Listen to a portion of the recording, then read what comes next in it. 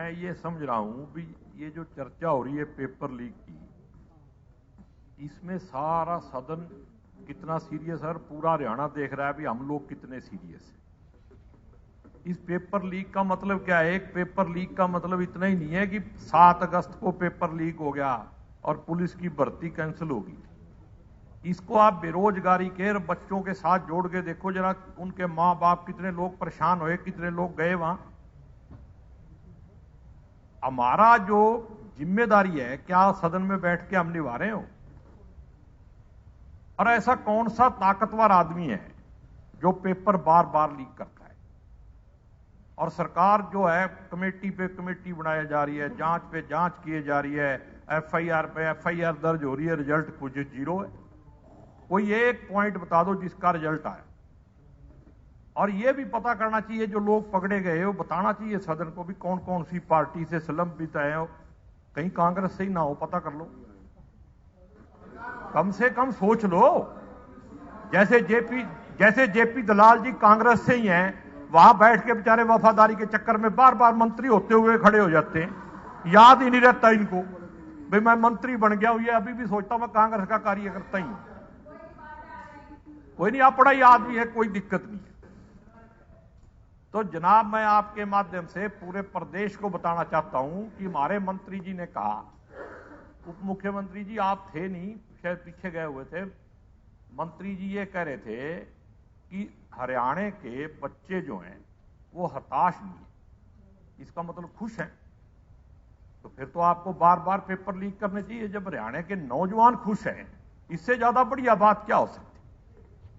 आप मतलब बात को इस तरीके से कहते हो भाई हताश नहीं है। अगर बुरी बात है तो आपको पहले कहना चाहिए था भी हमें अफसोस है कि इस तरह की घटनाएं हो रही हैं। अगर क्राइम बढ़ता है तो हम अफसोस तो जाहिर करते हैं, कम से कम कार्रवाई तो उस पर भी नहीं होती। मेरा आपसे सिर्फ इतना ही निवेदन है। अभी एक रिजल्ट आया, मैं आप बेरोजगारी के माध्यम से इसको जोड़ के मैं देखता हूं इस मुद्दे को। उसके अंदर ओपन में जो बच्चे थे +2 के ओपन स्कूलिंग के, उनको 34% नंबर देके पास कर दिया गया, जो किसी कॉलेज में दाखिल नहीं हो सकते। 38,000 बच्चों का विषय गर्त में चला गया। यह हमारी संवेदनशीलता है या संवेदनहीनता है, सदन तय करे। मैं कहता हूं भी हमारे को यह पता लगना चाहिए कि जो लोग इसमें शामिल हैं वो कहां जुड़े हुए हैं, कैसे हैं, क्या अगले सेशन से पहले हमारे को इसकी रिपोर्ट मिलेगी जो जांच हो रही है?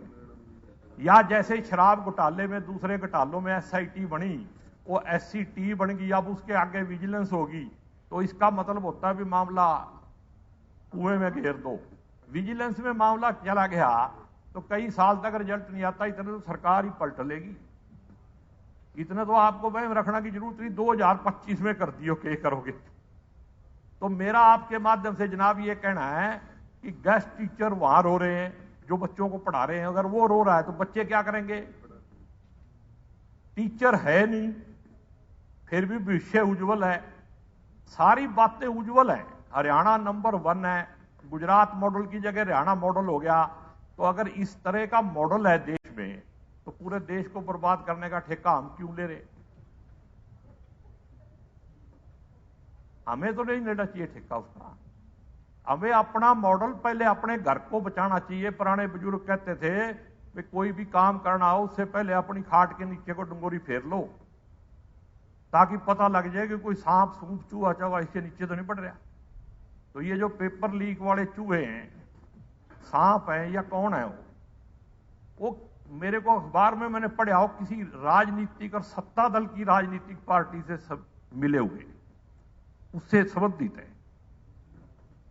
तो ये मामला इतना नॉन सीरियस नहीं है जितना नॉन सीरियस हम सदन में इसको ले रहे हैं। हमारे को सीरियस होना पड़ेगा। इन 90 आदमियों को अपनी जिम्मेदारी समझनी पड़ेगी। अगर हमारी गलती है तो हम भी मानने को तैयार हैं। अगर पेपर लीक में हमारी वजह से हुआ है, कह सकते हैं अभी कांग्रेस की वजह से हुआ है, क्योंकि सारे काम जो देश में हुए कांग्रेस की वजह से ही हो रहे हैं। तो मैं मानता हूं हमारी गलती है, क्योंकि हम कांग्रेस में है, इसलिए हमारी वजह से पेपर लीक हुआ है। तो फिर एफआईआर हमारे पे होनी चाहिए, उन लोगों पे क्यों हो रही है? तो थोड़ा बहुत जिम्मेदारी धन्यवाद नेता होने के नाते आपको निभानी चाहिए। तो मंत्री जी, मैं आपसे उम्मीद करता हूं कि बच्चों को खुश करने का काम आप करोगे, हताशा दूर करोगे। जय हिंद, जय।